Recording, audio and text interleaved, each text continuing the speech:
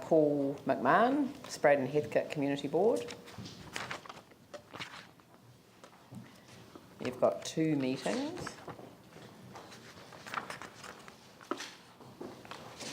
I don't know.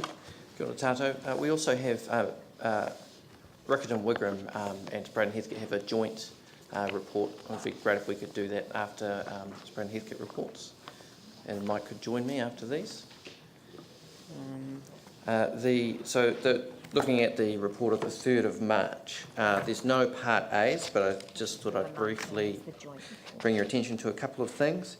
We've had a request, which we did pass a motion in a subsequent meeting to ask staff to have a look at this, but we would quite like to see ways of promoting community spaces within shopping malls, because we're having all these development around key activity centres and shopping malls, but they often don't have community space in them, and people go there for a whole bunch of reasons, not just to go shopping, but their local community centres. And there is great stuff going on in Eastgate, which shows what can be done, and the council has really led that by putting the library in there, and so we would be keen to see if there are other ways that the council could stimulate that kind of those key activity centres becoming more community hubs as well.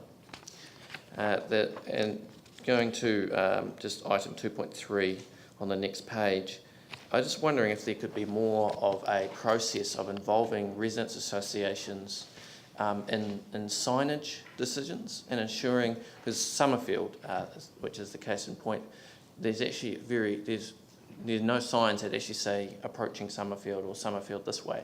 It's kind of quite a large area in our ward that doesn't have any signs, and the Residents Association are very concerned about that and are looking at some options. But NZTA, who do a lot of the signs, there's not really a process for us to feed into that. And finally on this report, Hoonhay Volunteer Library Building, I just thought I'd draw it to your attention that one of our community board members, Melanie Coke, is doing quite a bit of work to raise awareness of community groups about that this building has been deemed surplus, and there's a lot of interest. So just in case it ever comes to council for a decision, we're really keen to make sure that this community facility, which no longer has the library in it, is used for the community and isn't deemed surplus. So that's that report. Okay. I have no idea what the process is for signage identifying neighbourhoods.